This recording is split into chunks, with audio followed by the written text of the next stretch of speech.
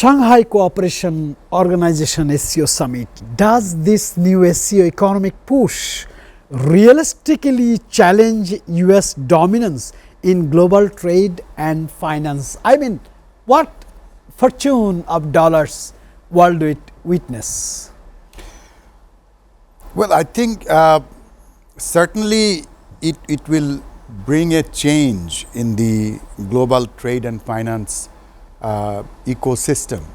But whether this will challenge US dominance, I think remains to be seen. I mean, the US dollar is so deeply entrenched in the global trading system. I don't think that dollar preference for trading is going to go away anytime soon. We have had talks about that over the last 20 years in various forums. But we have seen very few countries move away from dollar-denominated, US dollar-denominated trading systems. But I think not only just for this SCO initiative of China, even without that, I think many countries have been considering bilateral settlement with various trading partners. If it is with China, then settling that in yuan. If it is with India, settling that in Indian rupee. If it is with Japan, then settling that in Japanese yen. So that, I think, once the trade volume increases with various countries, I think this bilateral settlement will be more efficient, and it is going to be more cost effective in the long run. So that is going to happen. That is going to happen despite SCO, despite US's insistence on dollar-denominated trade settlements. I think that is the direction the whole world is going towards. My question would be, according to Norman, he acknowledged that new world order is going to be challenged United States in terms of economy, in terms of power practice. My question is relevant with that. With both Xi and Putin attending, how is the SCO carving out a multipolar and inclusive global order as an alternative to the US-led system, which we started to enjoy, or we started to see from the First World War in 2021. Well, I mean, this is actually,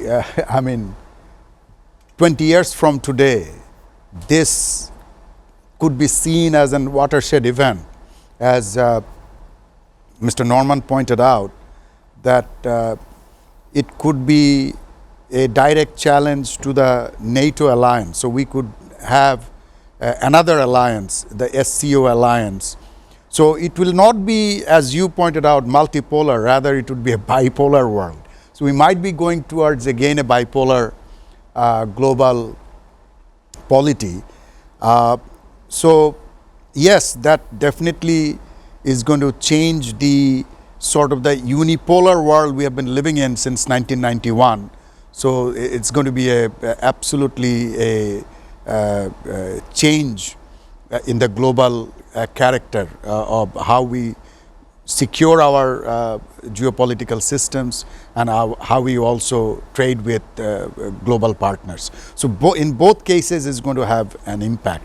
And going back to this issue about this pledge, I think this is just the beginning. This 10 billion yuan is just the beginning. So you remember that China already challenged the Bretton Woods school system of World Bank and ADB and others when they initiated the AIB, Asian Infrastructure Bank. So that is already established as another multilateral development bank. So from this initiative, we could see the formation of another such challenge to the Bretton Woods system. So this is also quite significant from that point of view.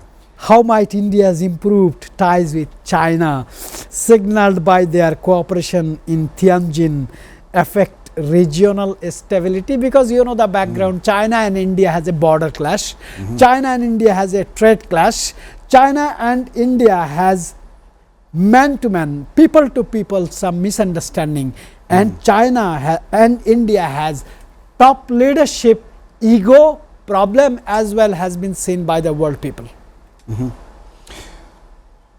Well, of course, on the one hand, we have seen that China has made overtures to many Asian countries, including Bangladesh, for economic cooperation, defense cooperation.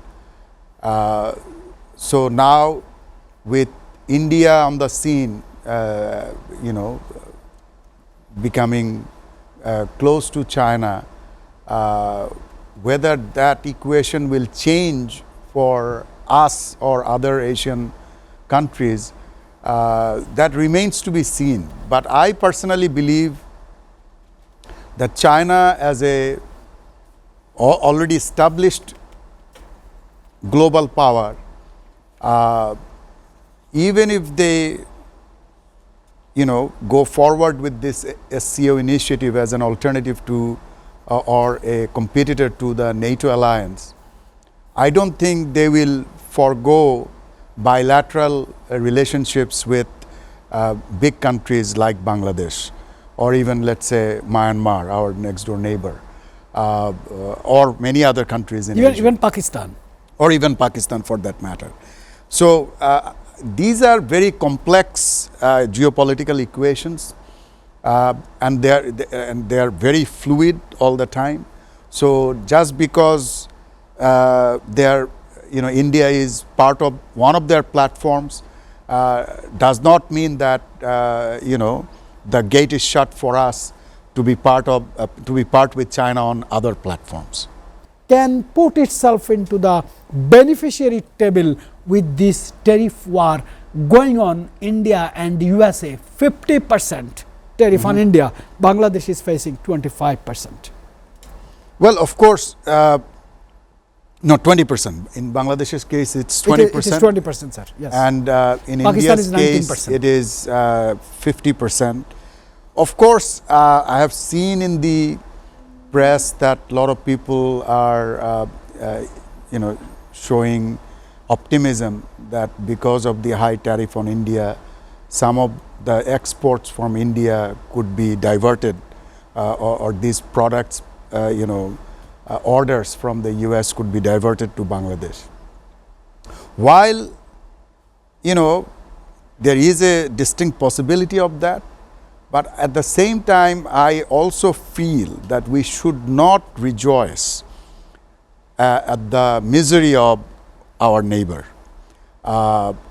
Just because, USA has imposed this huge tariff on India, we should not be celebrating that. I think that sends a very wrong signal, because after all, we are neighbors.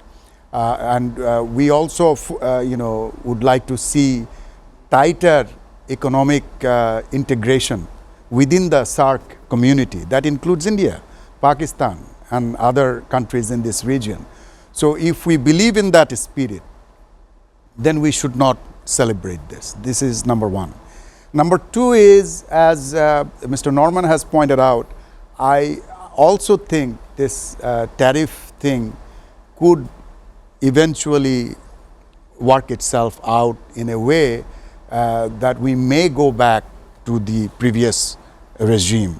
I think this might boil over, because although the US government has repeatedly claimed that imposing of these tariffs will not cause inflation in the US, will not cause price escalation in the US.